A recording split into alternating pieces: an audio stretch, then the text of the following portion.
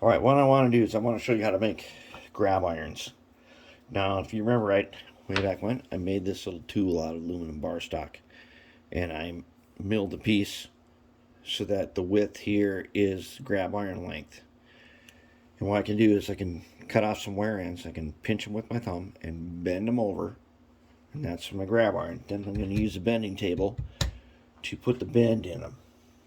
All right, now you can make a tool yourself.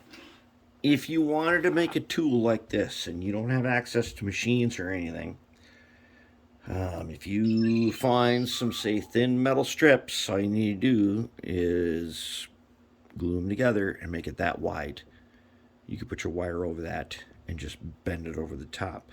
Where can you find the metal strips? Well, metal strapping happens to be an excellent material. You can totally glue those together, cut them up. You can cut them with your tin snips, and you can make something that's the width you want. And somewhere around here, I've got these jigs for doing. I don't remember who I got these from, but you guys will recognize them. These things. Okay, these things here have a bunch of holes in them for different widths of grab irons. And I do not remember exactly where, but they're grab iron. Oh, BLMA. Grab iron templates, I think. Something like that. Anyways, here's how we're going to do this. So you can figure out how you're going to make this. And you could use that BLMA template to make them the thickness you want using metal strapping that usually like straps cargo together. Saying, all right, so anyways, I'm going to cut these.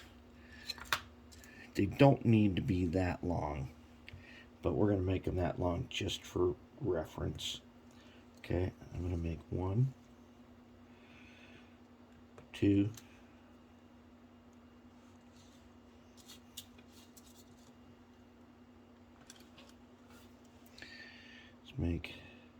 3. Okay, we're gonna make 3. Let's make 3 grab irons. All right. So first, I want to get these straightened. Now, the jewelry lady, who I learned a lot of wire techniques from. If you watch people who do wire jewelry, here's a technique. There are 2 ways to straighten a wire. One is by pulling, and the other is by rolling. And if I take my little jewelry anvil here that I got at Joann's or Michael's, I don't remember. And it doesn't have to be this. It can be anything heavy like this. And I roll this. I should end up with a straight piece of wire just like that. Let's roll this one. And this works on all kinds of things. I've got a cut off section of rail that I have used to roll drill bits straight. And they're hardened steel. You can definitely roll them straight with a heavy enough piece of metal. Okay, got my 3 guys. All right, now I'm going to take my former. I'm going to take my T like this. I'll put this other one in here like that. Let's get them all lined up nice to each other. Okay, here's a picture with my thumb. All right, now, nice. Bend them over. Very good. Now, usually when I do this, I do like 10 at a time. Bend them over again. Okay, that gives me these guys. Now, I'm going to put them on the table here. And let's zoom in. Let us zoom in even closer. Okay, we're now on the table. So now what I want to do is I want to put that little bend in them. Okay, so first, get my little jewelry pliers here. I want to straighten them maybe a little bit if they need it.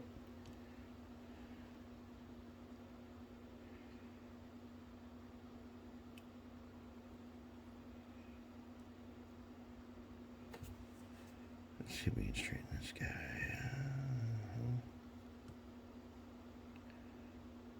Okay. Good to go. I don't always do this to all of them, but I'm going to do it today to show you how to do this.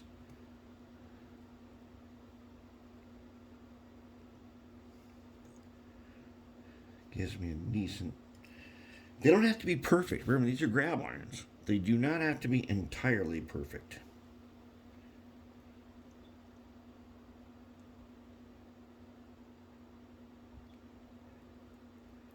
Very close. Okay, there. Now, what I'm going to do is I'm going to put them...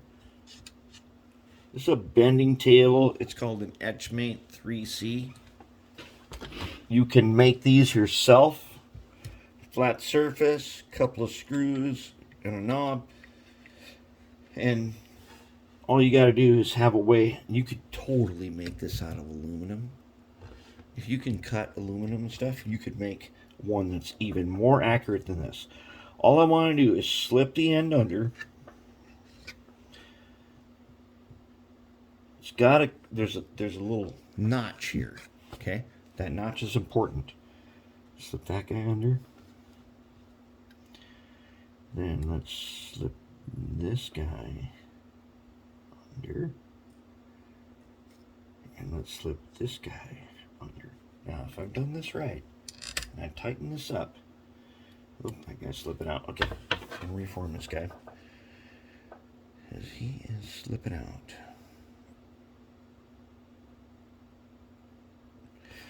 I encourage you to make your own tools. And one of these days, I'm going to make a bending table just for grab irons based on this same principle, probably using aluminum. Okay, now if I tighten this one down. Okay, and you tighten these guys down. All right, now that notch, you take your razor blade, come in under, get it in the notch, and with a lever effect, you bend them up. Okay, and then we're going to put them together. Okay. Take this nut here, notch, hold. No, not. You better get you, yeah, like that. There. And let's bend them over. Nice. Sweet. Okay, very good. Okay, then we're going to take this guy. Get on it. Oh, man, really? Really? Okay. Okay, well, we're still going to get you. That's right. Gotcha. Alright, so you got some long legs on there. No big deal. You're going to trim those later. You don't need to trim them right now. You can trim them later. But what we end up with... Oh, man, you are definitely... Okay, now this guy... See, come on, get a focus. Get a focus. Okay, this guy's way too bent. Does that mean we have to discard him? Not necessarily. You can definitely do these one at a time using a pliers like this, bending them over. You do not really want to have to do that, but if you have to, sometimes you have to. If I wanted to save this guy, I've already bent enough for our project.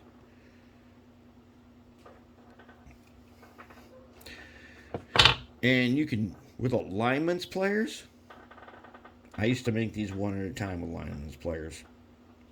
And I used to do piano wire. Oh man, I can't believe I could do that back then. I think we can save this guy and use him. He may look all bent up, but I'm pretty sure could be used. Just set him off the side. These guys, like I said, we don't care about these long ones. They're going to get trimmed once they are in place. And you can go ahead with your jewelry pliers. I totally recommend getting a jewelry plier set because they got so many cool tools in them and they're not very expensive. Yeah, we'll see about him. Anyways, this guy here, now look at him. He looks bent, right? See, he looks bent. When I do a whole bunch of these at one time, I don't usually have them bent like this, but it's a good thing you get to see this because I want you to see how easy it is to reform this copper wire. Oh, no, that guy. That guy's going to be a good grab iron.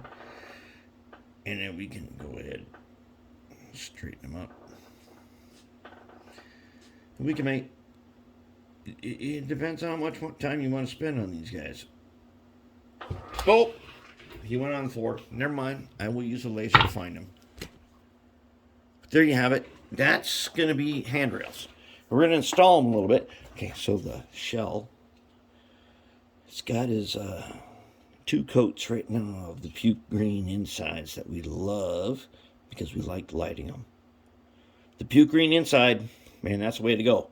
I'm probably going to put the special secret stuff in here because you need the special secret stuff, especially since this is going to go to somebody who definitely needs it.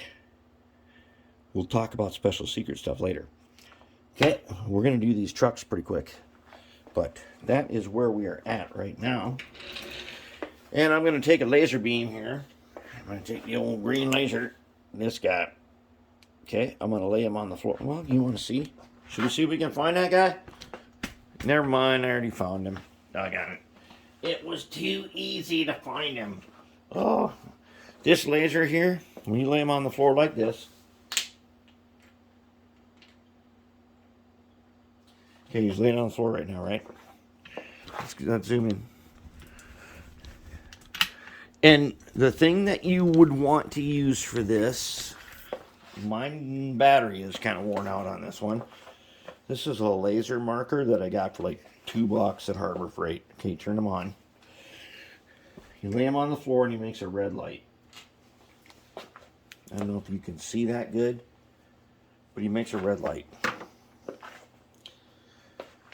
Okay, let me shut off this light. And then let's look at the laser thing. If you want to find parts in your floor, a laser marker will find those parts. Okay, now you can see his light, right? Okay, if there is a part on the floor, and I move this guy, okay, you can see his light. I have found Katie Springs doing this. Let's toss something on the floor, like a tiny washer. Okay, I just tossed down a tiny washer. Let's see if we're going to find that tiny washer. So I move the laser marker around and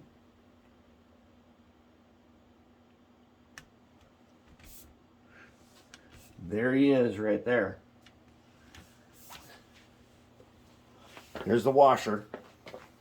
Okay, now I'm going to show you. The red marker is good. It just makes a break in the line to get it. Now let's try the green laser. Green laser is way better. Don't get blinded though.